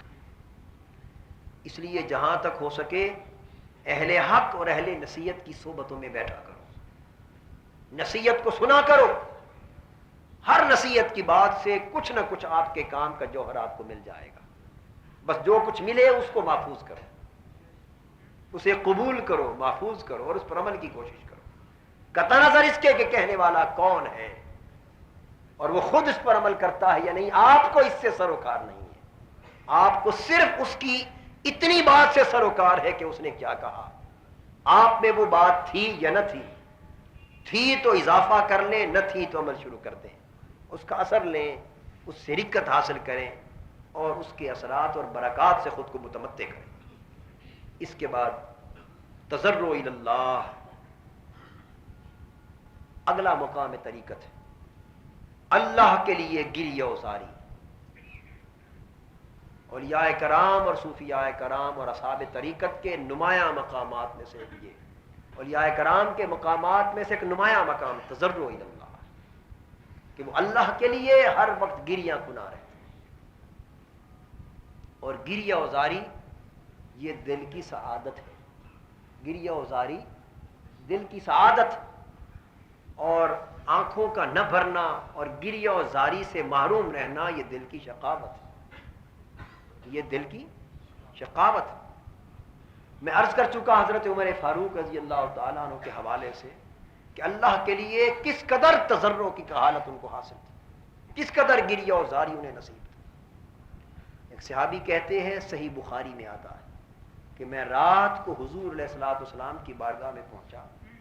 یہ بات میں اس قسم کی متعدد احادیث اور سنن اور واقعات حضور علیہ الصلوۃ والسلام کی حیات طیبہ کے متعدد بار مختلف واقعات عرض کر چکا ہوں، اور یا کرام کے متعدد واقعات اس تضرع اور گریہ و زاری کے باب میں عرض کر چکا ہوں۔ اس لیے اس پر اب تفصیل سے گفتگو کی بجائے اشارے میں بات سمجھا کے آگے گزرنا چاہتا ہوں۔ صحابی فرماتے ہیں کہ حضور کی بارگاہ میں رات کو دیر سے پہنچا، حضور صلی اللہ علیہ وسلم حالت نماز میں تھے، اور آپ کی چشمان مقدس سے یوں آنسو بہ رہے تھے، آنسو کی جڑیاں بہ رہی تھیں، اور روتے روتے خدا جانے کتنی دیر سے حضور رو رہے تھے، حتیٰ کہ ہچکیاں بن چکی تھی، اور رو رو کر اور ہچکی لے لے کر ایسی آواز آ رہی تھی حضور کے سینہ اقدس سے جیسے آگ پر رکھی ہوئی ہنڈیا کھول رہی ہو، ابل رہی ہو، رو رو کر اتنی آواز ہچکیوں کی آ رہی تھی۔ یہ کیفیت تو حضور علیہ الصلوۃ والسلام کے تضرع کی تھی۔ اب حضور علیہ الصلوۃ والسلام سے بڑھ کر صاحب مقامات اور کائنات میں کون ہو؟ حضور علیہ الصلوۃ والسلام کے تضرع کی یہ کیفیت کہ آقائے دو جہاں کی چشمان مقدس سے آنسو بہتے حتیٰ کہ پوری ریش مبارک گیلی ہو جاتی، آنسوؤں سے بھیگ جاتی۔ اولیاء کرام اس قدر متضرع ہوتے کہ ساری ساری شب، ساری ساری رات اللہ کی بارگاہ میں گریاں گنا رہے، روتے رہتے۔ رقت ان کا ایک نمایاں خاصہ تھا، اور یہ بات ذہن نشین فرما لیں کہ جس شخص کو گریہ نصیب نہیں وہ سمجھے کہ یہ سنگ دلی کی علامت، شقاوت۔ جس کو جتنا گریہ نصیب ہے وہ اتنا اللہ کے قریب، جس کو جتنا گریہ اور تضرع، اور اس تضرع میں اخلاص، انکساری، خشوع و خضوع اور تذلل شامل، کہ بندہ اپنے آپ کو اللہ کی بارگاہ میں جتنا ذلیل، جتنا کمتر، جتنا ناقص گنہگار اور جتنا عاجز اور مسکین سمجھے، اسی قدر تضرع اور گریہ و زاری زیادہ نصیب۔ اس کا ایک بنیادی راز یہ ہے کہ اپنی نظر، میں پہلے کئی بار اس بات کو سمجھا چکا ہوں، کبھی اپنی عبادتوں پر نہ کرو، ہر لمحے نظر اپنے گناہوں پر رکھو،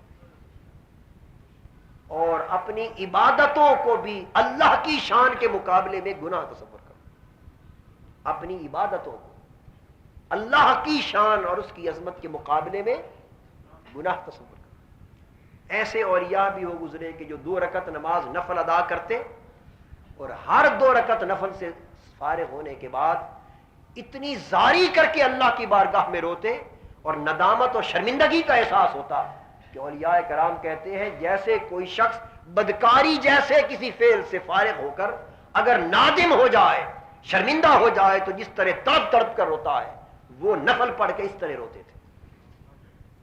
یعنی وہ گمان یہ کرتے تھے کہ ہمارا سجدہ بھی، ہماری جبین کا جھکنا بھی، ہماری زبان کا حمد و ثنا کے لیے کھلنا بھی، ہمیں رکوع اور قیام کی حالت میں دست بستہ کھڑا ہونا، جھکنا، یہ ساری کی ساری حرکات و سکنات فرض ہیں جن کو ہم نبھا رہے ہیں، لیکن ہم اتنے ذلیل ہیں اللہ کی عظمت کے مقابلے میں کہ اللہ کی بارگاہ میں شاید ہماری عبادت بھی بے ادبی ہے، ہمارے سجدے بھی بے ادبی ہے۔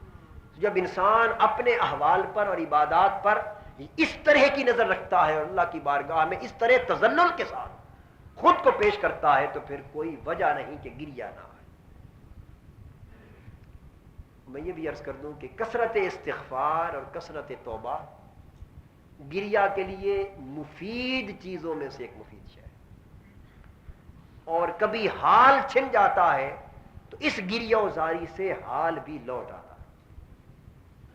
چھنا ہوا حال گریہ و زاری سے لوٹ آتا ہے۔ حضرت آدم علیہ السلام کو جو مقام توبہ نصیب ہوا اس کا سبب بھی یہی تضرع اور گریہ و زاری تھی۔ اس کے بعد رضا شیخ، کہ شیخ کی رضا کو اللہ کی بارگاہ میں وصال کامل تک محض اپنے لیے ذریعہ اور واسطہ تصور کریں، واحد ذریعہ اور واسطہ تصور کرے، رضائے شیخ کو رضائے رسول کے لیے اور رضائے الہی کے لیے۔ اولیاء کرام میں سے کوئی ولی وصال حق کے اس مقام تک پہنچنے تک اپنے پورے روحانی سفر کے کسی مرحلے میں شیخ کی روحانی رہنمائی اور سرپرستی سے بے نیاز نہیں ہوتا۔ اور یہاں یہ بات عرض کر دوں کہ ایسے متصوفین کی جماعتیں اور گروہ ہو گزرے جنہوں نے شیخ کی اور پیر کامل کی رہنمائی اور سرپرستی کے بغیر اور اس کی رضا اور منشا کے بغیر بڑے بڑے مجاہدات کیے، روحانی مشقتیں کی، شہوات نفس کو قطع کرنے کی کوششیں کی، لیکن انہیں کچھ حاصل نہ ہو سکا۔ یہ نقطہ بڑا قابل توجہ اور قابل غور۔ عام طور پر یہ تصور کیا جاتا ہے کہ شہوات نفسانی کا قطع کرنا روحانی ارتقاء کے لیے مفید ہے، اور جسمانی محنتیں، مشقتیں، عبادات میں، طاعات میں جتنی ریاضت اور مجاہدہ کیا جائے گا، خواہشات کو جتنا ترک کیا جائے گا، حتیٰ کہ کھانا پینا، کلام، سونا، ان کو جتنا ترک کیا جائے گا اتنا قرب نصیب ہوگا، اتنے روحانی مقامات طے ہوں گے۔ یہ بات اپنی جگہ حق، لیکن یہاں یہ نقطہ ذہن نشین فرما لیں کہ یہ سارے مجاہدات، کھانے پینے کا کم کرنا، سونے کا کم کرنا، یا حتیٰ کہ کلیتاً بد کرنا، یہ مجاہدات، یہ مشقتیں، یہ شہوات نفسانی کم کرنا یا قطع کرنا، یہ جتنے ریاضات تصوف کے باب میں بیان کیے جاتے، یہ سارے کے سارے اگر علت شہوات نفسانی کی کہ جو باطن میں ہے وہ ختم نہ ہو اور یہ سارے مجاہدات اپنا لیے جائیں تو ان سے رتی برابر فائدہ نہیں ہوتا، رتی برابر فائدہ نہیں ہوتا۔ ایسے لوگ بھی ہو گزرے کہ جنہوں نے اس ناسمجھی میں آلات شہوت کو کاٹ لیا، اس خیال سے کہ جب آلہ شہوت ہی نہ رہے گا تو ہم ہر قسم کی نفسانی شہوت سے پاک ہو جائیں گے۔ لیکن اولیاء کرام اور صوفیاء کہتے ہیں کہ انہوں نے غلطی کی کہ وہ علت کہ باطن میں جہاں سے شہوت جنم لیتی ہے، جب وہ علت موجود رہی تو آلات کے کاٹنے سے کیا فائدہ۔ تو تصوف آلات کو کاٹنے کا نام نہیں ہے، ظاہری مجاہدات کا نام نہیں ہے، تصوف باطن کی اس علت شہوت کو ختم کرنے کا نام ہے جہاں سے برائی اور خواہشات نفس جنم لیتی۔ تو یہ سارے مجاہدات اس وقت کام آتے، یہ بات ذہن نشین فرما لیں، اس وقت کام آتے جب حال کی قوت نصیب ہو جاتی اور واردات کا غلبہ نصیب ہو جاتا ہے۔ جب دل میں حال کی قوت میسر آ جائے اور روحانی واردات کا غلبہ ہو جائے تو پھر کیا ہوتا ہے کہ وہ حال انسان کو ان شہوات نفسانی کا بدل مہیا کر دیتا، وہ قلبی اور روحانی واردات کھانے پینے اور سونے کی حاجت سے بے نیاز کر دیتی۔ تو وہ شے جسم کے سکون کی، راحت کی، اطمینان کی، جسمانی طاقت کی اور ذہنی سکون کی وہ دولت جو سونے سے میسر آتی ہے، جب حال کا غلبہ اور واردات کا غلبہ نصیب ہو جائے تو نہ سوتے ہوئے بھی واردات کے ذریعے وہ سکون نصیب ہو جاتا ہے، نہ کھاتے ہوئے بھی وہ غذا نصیب ہو جاتی ہے۔ پھر مجاہدات کر کے بھی جسم اور روح دونوں کو وہ تغذیہ، وہ غذا، وہ تقویت ملتی رہتی۔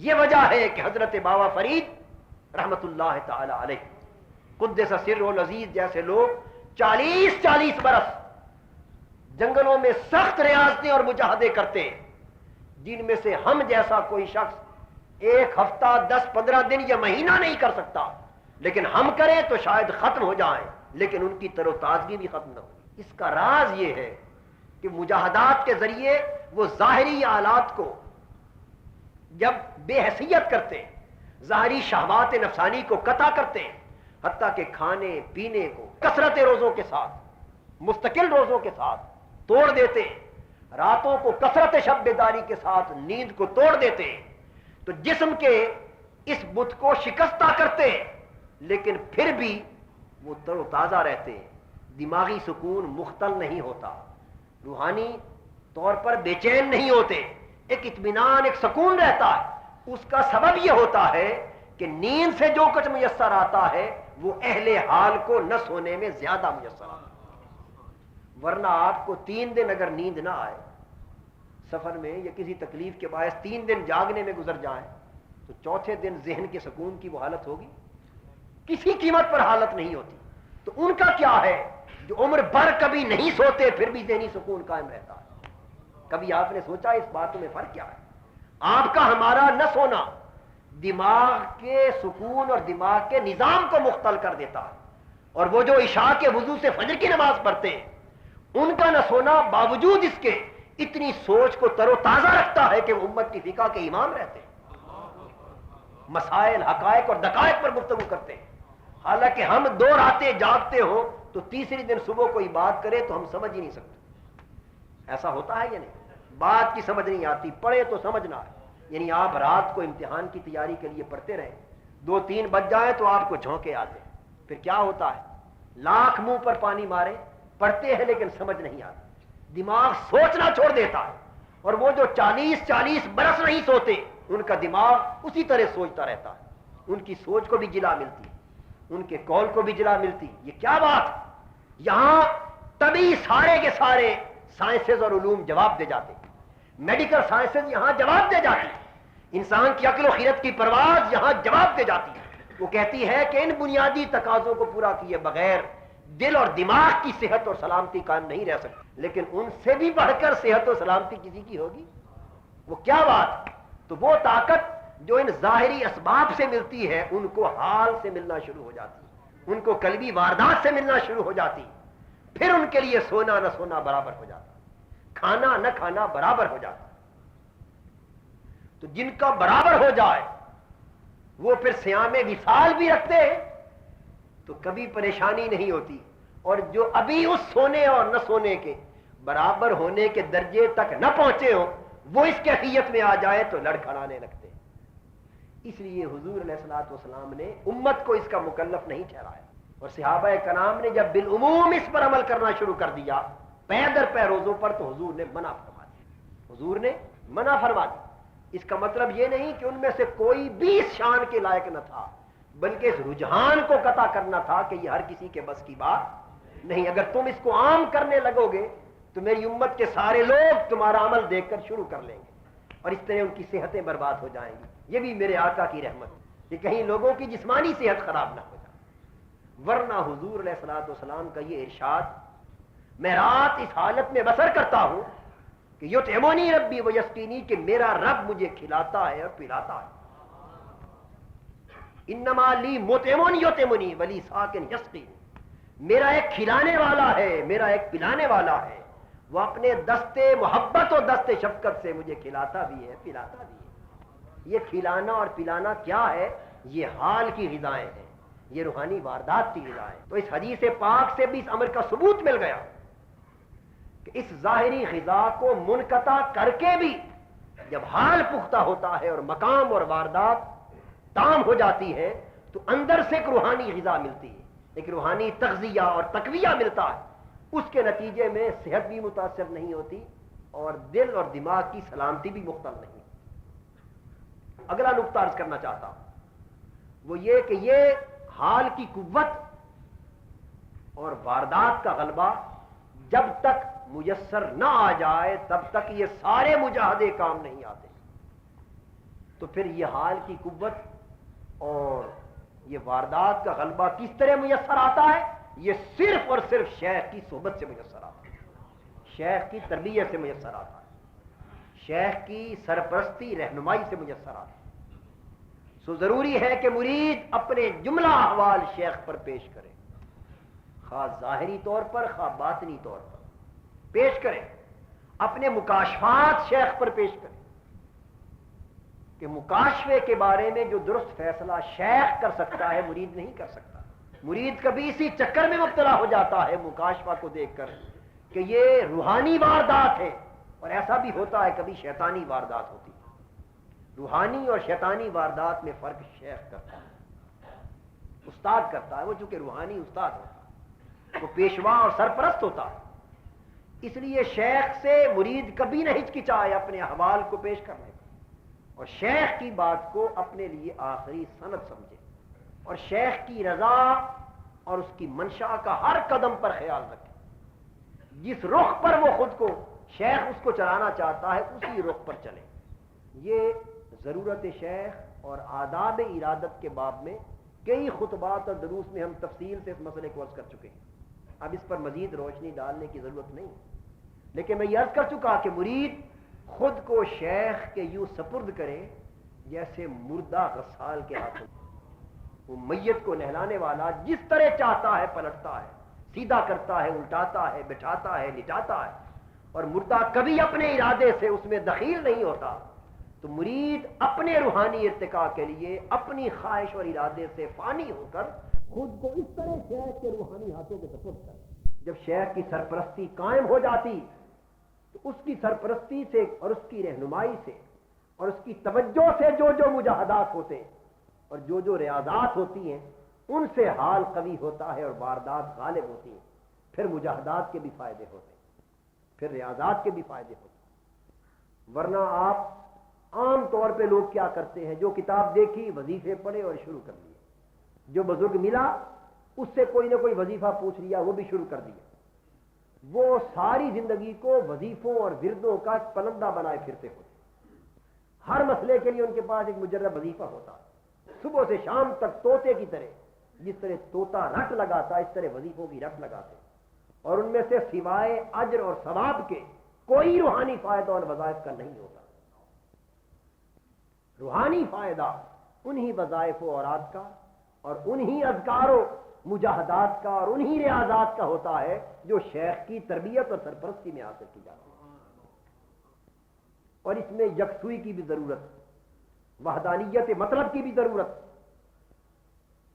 اگر مختلف سمتوں سے آپ مختلف وظائف لینا شروع کر دیں گے تو اس کا معنی بالکل یوں ہے کہ ایک مریض اپنی ایک مرض کے لیے بیک وقت مختلف ڈاکٹروں سے نسخے لینا شروع کر دیں. اپنی اپنی جگہ نسخے سارے بہتر ہیں، لیکن وہ ایک مریض پر جب سارے نسخے استعمال ہوں گے تو اس کا کباڑہ کر دیں گے. مرض کا نہیں، مریض کا کباڑہ ہو جائے. اسی سے وہم پیدا ہوتا ہے، ذہن میں انتشار آتا ہے. اس لیے یکسوئی کے ساتھ اور توحید مطلب کی شان کے ساتھ شیخ کی رضا اور شیخ کی سرپرستی کے سپرد کر دیا جائے. اور مرید اپنے شیخ کی حاجت سے اس وقت جا کر بے نیاز ہوتا ہے جب اللہ پاک اس کے سارے علائق کو منقطع کر کے اپنا براہ راست وصال عطا کر دیتے. جب وصال الہی نصیب ہو جاتا ہے تو اس وقت مرید پھر اللہ کے سوا دیگر تمام مشائخ کی حاجت مندی سے بے نیاز کر دیا جاتا ہے. اب وہ خود اس مقام پر فائز ہوتا ہے. اور یہ وصال حق کی آخری منزل ہے لقاء الہی. اس سے پہلے راستے میں کوئی منزل اس حاجت مندی کے بغیر نہیں. اس کے بعد آخری نقطہ ترک ما سوی اللہ کا ہے. یہ 10واں مقام طریقت.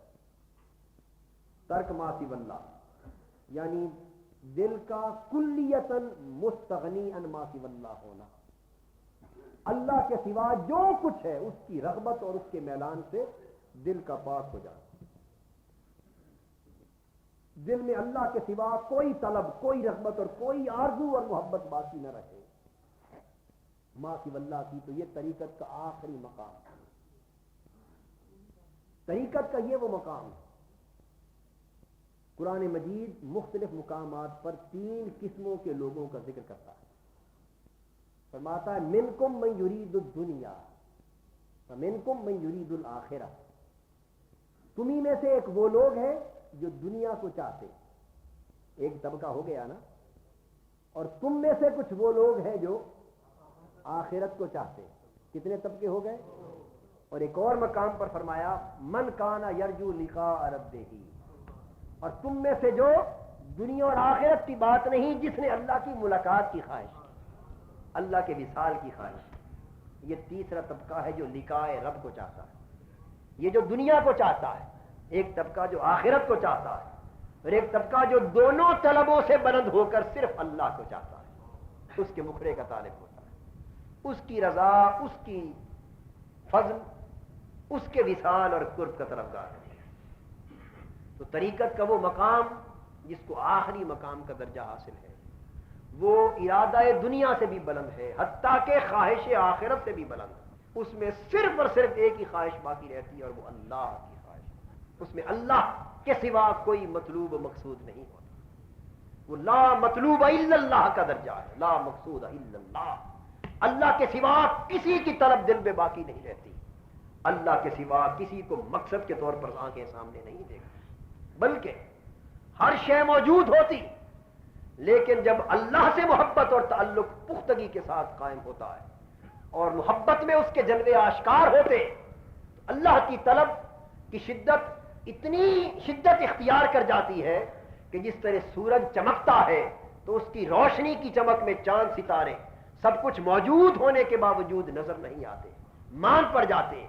جب اللہ کی محبت اور اس کی طلب دل میں سورج بن کر چمکتی ہے تو اس کی شدت روشنی کی یوں پھیلتی ہے کہ ہر شے موجود ہونے کے باوجود دکھائی نہیں دیتی۔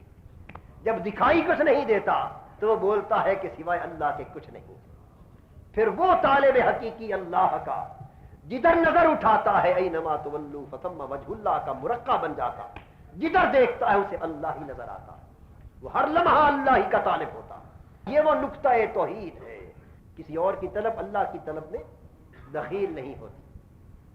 یہ ترک ما سوی اللہ، اور جب ترک ما سوی اللہ کا مقام دل کو نصیب ہو جائے، یہ کیفیت دنیا کے ترک کرنے کو مستلزم نہیں۔ اس سے بعضوں نے یہ سمجھ لیا کہ شاید صوفیہ ترک ما سوی اللہ اور استغناء عن ما سوی اللہ کا معنی یہ لیتے ہیں کہ دنیا کو چھوڑ دیا جائے۔ نہیں، یہ رہبانیت کا تصور اسلام اللہ کو پانے کی شرط کے طور پر قبول نہیں کرتا۔ قرآن مجید تو دو ٹوک طریقے سے فیصلہ فرما چکا کہ رجال لا تلہیہم تجارت ولا بیع عن ذکر اللہ، کہ اللہ کے بندے وہ ہیں جو کاروبار، تجارت، لین دین، خرید و فروخت سب کچھ کرتے ہیں، لیکن دنیا کا یہ سارا کاروبار انہیں اللہ کی یاد سے غافل نہیں کرتا۔ تو اللہ کی یاد پھر بھی غالب رہتی۔ اس کا مطلب یہ ہوا کہ ترک ما سوی اللہ کا معنی دنیا کو چھوڑنا نہیں۔ اگر دنیا کو چھوڑنا ہوتا تو سب سے پہلے فی الواقع تارک دنیا اللہ کے رسول صلی اللہ علیہ وسلم۔ لیکن ترک ما سوی اللہ کا معنی یوں ہے کہ خلوت در انجمن، رہے انجمن میں لیکن دل یوں ہو کہ ہر ایک سے الگ بیٹھا ہے، رہے لوگوں میں لیکن دل تنہا اللہ کی یاد سے ہو، میل ملاپ لوگوں سے ہو لیکن دل کا میل ملاپ صرف اللہ سے ہو، زباں اوروں سے ہم کلام ہو لیکن دل صرف مولا سے ہم کلام ہو۔ تو یوں انجمن میں، جلوت میں بھی جب دل خلوت کا سما پیدا کر لیتا ہے اور دنیاوی ماحول میں بھی دل اپنے محبوب حقیقی کے تعلق کا ماحول پیدا کر لیتا ہے تو اس کیفیت کو ترک ما سوی اللہ کہتے ہیں، اور یہ ہر کسی کو نصیب نہیں ہوتی۔ جب ترک ما سوی اللہ کی کیفیت دل کو نصیب ہوتی ہے تو یہ کامل توکل کا مقام، یہی کامل توکل کا مقام ہے۔ پھر انسان کسی شے کو خاطر میں نہیں لاتا۔ وَمَن يَتَوَكَّلْ عَلَى اللَّهِ فَهُوَ حَسْبُهُ، جس کا دل تارے کے ما سوی اللہ ہو جائے اور وہ صرف شان توکل پر فائز ہو جاتا ہے، اور پھر وہ اللہ پر یوں توکل کرتا ہے کہ ہر شے سے بے نیاز ہو کر صرف اللہ اس کے لیے کافی ہو، صرف اللہ اس بندے کے لیے کافی ہو جاتا ہے۔ تو جب اللہ کافی ہو جاتا ہے تو پھر اسے کسی اور کی حاجت نہیں ہوتی، پھر وہ ہر طلب کو پائے استحکار سے ٹکرا دیتا ہے۔ یہ حضرت صدیق اکبر رضی اللہ تعالیٰ عنہ کی کیفیت، جب سارا کچھ لٹا دیتے ہیں حضور کی بارگاہ میں، حضور پوچھتے ہیں ما ابقیت لأہلک، ابو بکر گھر والوں کے لیے کیا چھوڑ آئے ہو؟ وہ جواب دیتے ہیں ابقیت لہم اللہ ورسولہ، حضور گھر والوں کے لیے اللہ اور اس کا رسول چھوڑ کے آیا۔ یہ ترک ما سوی اللہ کی کیفیت۔ دل پھر ملول نہیں ہوتا کہ اب گھر میں کچھ نہیں بچا، سب کچھ لٹا دیا تو کیا ہوگا، نہیں، وہ سب کچھ دے کر بھی سب کچھ پاتے ہیں کیونکہ اللہ جو ساتھ ہے، اللہ پر توکل ہوتا ہے۔ تو پھر اس کیفیت والے کا یہ صدقہ بھی قبول کر لیا جاتا۔ لیکن ایک دوسرے صحابی جب سونے کی ڈلی حضور کی بارگاہ میں پیش کرتے اور عرض کرتے ہیں حضور یہ خیرات کر دے، اور میرے پاس یہی کچھ تھا اور کچھ نہ تھا، تو حضور قبول نہیں فرماتے، چہرہ اقدس پھیر لیتے۔ وہ دوبارہ اصرار کرتے، حضور پھر چہرہ اقدس پھیر لیتے۔ وہ سبارہ کہتے ہیں حضور میرے پاس یہی کچھ تھا اور کچھ نہیں، اسے خیرات کر دیں۔ حضور ڈلی لے کر اس کی طرف دے مارتے، فرماتے ہیں لے جا، تیرے صدقے کی ہمیں ضرورت نہیں کہ تیرا دل ابھی تک مستغنی نہیں ہوا۔ کیوں کہ تیرا دل مستغنی نہیں۔ ابو بکر کا دل مستغنی تھا، اس نے سب کچھ دے دیا، ہم نے اس کا قبول کر لیا۔ تیرا دل مستغنی نہیں، سونے کی ڈلی بھی قبول نہیں کرتے۔ فرق کیا ہے کہ وہ پوچھے بغیر بتا رہے ہیں کہ اس کے سوا میرے پاس کچھ نہیں، اور ابو بکر پوچھنے پر بتا رہے ہیں کہ حضور سب کچھ ہے۔ جب اللہ اور اللہ کا رسول ہے تو وہ حسب ہو، وہ کافی ہے، پھر سب کچھ ہے۔ تو جو دل ترک ما سوی اللہ کے مقام پر فائز ہوتا ہے، اس کی جولی میں ظاہر کچھ نہ نظر آئے پھر بھی سب کچھ ہوتا ہے، سب کچھ ہوتا ہے۔ اور جس کا دل تارک ما سوی اللہ نہیں، وہ سب کچھ ہو پھر بھی محتاج ہوتا ہے۔ اس لیے فقیر دو طرح کے ہوتے ہیں۔ دنیا کا فقیر وہ ہے جس کے دامن میں کچھ نہ ہو، جس کے ہاتھ خالی ہے، اور اللہ کا فقیر وہ ہے کہ جس کے ہاتھ میں کچھ نظر نہ آئے لیکن ساری کائنات کی دولت اس کے قدموں میں، یعنی وہ اس کا دل غنی ہوتا ہے، ہاتھ فقیر ہوتے ہیں۔ اور دنیا کے فقیر کے ہاتھ اور جولی غنا سے بھر بھی دیے جائیں تو دل پھر بھی فقیر اور محتاج رہتا ہے۔ ترک ما سوی اللہ کی یہ کیفیت کہ دل مستغنی ہو جائے۔ جب دل کو استغنا کا یہ مقام نصیب ہو جاتا ہے تو پھر یہ بہت بڑی شاہی ہے۔ حاضرین محترم، یہ طریقت کے 10 مقامات اگلے درس تصوف میں ہم انشاءاللہ تعالی غالباً حقیقت کے 10 مقامات کا بیان شروع کریں گے۔ اللہ پاک ہمیں ان معارف اور ان تعلیمات کو سمجھنے اور ان پر صدق و اخلاص سے عمل کرنے کی توفیق عطا فرمائے۔ وما علینا الا البلاغ۔